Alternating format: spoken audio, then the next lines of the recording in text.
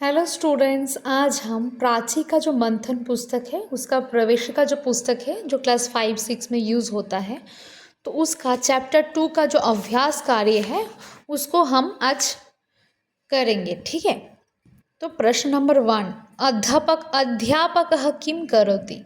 तो अध्यापक पढ़ा रहे तो सः पाठयति। उत्तर होगा सः। रमा किं करति, सा पीवती वह पीती है। ठीक है, तो सह अध्यापक जो है पुल्लिंग शब्द है, इस कारण हम सह माने वह सह का इस्तेमाल किया है। और यहाँ पे हम सा क्यों किया, क्योंकि रमा जो शब्द है रमा स्त्रीलिंग है, तो इस कारण हम यहाँ पे सा लिखा। ठीक है, ये दोनों सर्वनाम शब्द है। उसके बाद मनीषः किम करोति। अब मनीष जो है ये लड़का है, पुल्लिंग शब्द है, इस कारण अगेन सह हसति, वह हंसता है। उसके बाद वृक्षः किम करोति, वृक्षः क्या करता है। एषः फलति, यह फलता है। तो वृक्षः किम करोति, एषः फलति, यह फलता है। उसके बाद बालकः किम करति, बालक जो है पुल्लिंग शब्द है, सह धावति, वह दौड़ते हैं। ठीक है, वो दौड़ता है। उसके बाद क्वेश्चन नंबर 2 बोला है मंजूषातः उचित पदं चित्वा वाक्य पूर्ति कुरुतः। मंजूषा जो है, इस मंजूषा से उचित पद चुन करके आपको इसको फिल करना है, इस वाक्य को पूरा करना है। ठीक है, सह यहाँ पे है पाठयति, तो कौन पढ़ाते, पाठयति माने पढ़ाते, तो अध्यापकः पाठयति, अध्यापक जो है वो पढ़ाते हैं। एषा माने महिला है, स्त्रीलिंग है, तो कन्या अथवा बालिका दोनों में से आप कोई भी लिख सकते हैं। कन्या भी सही होगा, बालिका भी सही होगा, तो मैंने ऑब्लिक दे के 2 लिख दिया, बालिका अथवा कन्या धावती। उसके बाद एषः खादति, यह खाता है, तो ये बालकः खादति। ये जो एषः शब्द है पुल्लिंग का शब्द है, यह बालक खाता है। सा अगेन सा जो है बालिका अथवा कन्या, आप दोनों में से कोई भी लिख सकते हो। यहाँ पे बालिका लिखोगे तो यहाँ पे कन्या लिख देना, अथवा यहाँ पे कन्या लिख देना तो यहाँ पे बालिका लिखना। ठीक है, सा बालिका अथवा कन्या लिखती, वह बालिका अथवा कन्या लिखती है।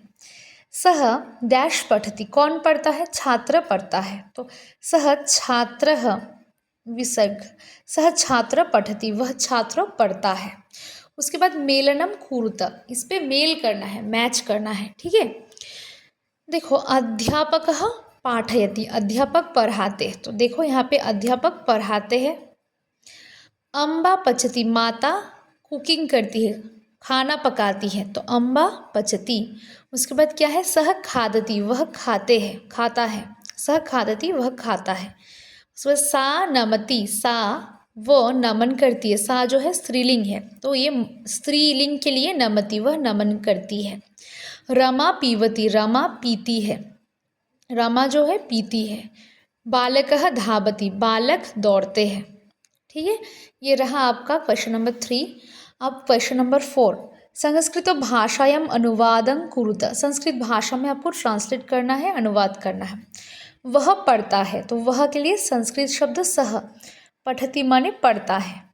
उसके बाद वह हंसती, वो हंसती है, तो सा हंसती, हंसती है। यहाँ पे हम देख सकते हैं कि ये स्त्रीलिंग शब्द है, तो इस कारण वह में हम सा सर्वनाम शब्द सा का प्रयोग किया। ये जो पढ़ता है, लड़का पढ़ रहा था, इस कारण यहाँ पे स में विसर्ग लगाया, सह माने वह, और वह हंसती है माने महिला है, स्त्री है कोई, इस कारण हम सा लिखे यहाँ पे।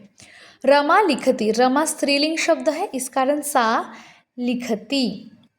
उसके बाद छात्र दौड़ता है, छात्र जो है पुल्लिंग शब्द है, छात्र धावती।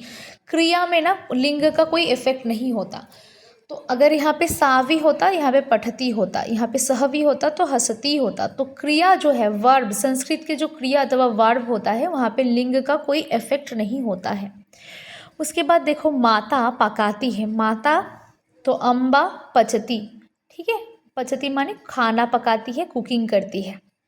उसके बाद क्या है, बालिका नमस्कार करती है, तो बालिका नमति, बालिका नमन करती है। उसके बाद अध्यापिका पढ़ाती है, तो अध्यापिका पाठयति, पढ़ती है तो पठती और पढ़ाते हैं पाठयति। ओके, अगर यहाँ पे अध्यापक होता, कोई मेल टीचर होता तो अध्यापकः पाठयति। तो ये जो क्रिया है इसमें कोई चेंजेस नहीं होता है, लिंग के अनुसार क्रिया सेम ही रहता है, क्रिया में कोई भी चेंज नहीं होता है। लिंग के आधार पर, वचन के आधार पर, पुरुष के आधार पर क्रिया पे चेंज होता है, परंतु लिंग के आधार पर क्रिया पे कोई चेंजेस नहीं दिखाई देते हैं। वह पेड़ फलता है, एषः वृक्षः फलति, ये पेड़ फलता है, तो यह वह को बोलेंगे सः, वह यानी सः। सः वृक्षः, वह पेड़, वृक्षः फलति, फलते हैं, वह पेड़ फलते हैं। तो ये रहा हमारे पार्ट 2 चैप्टर 2 मंथन पुस्तक के। फिर मिलेंगे किसी दूसरे पार्ट में। Bye bye.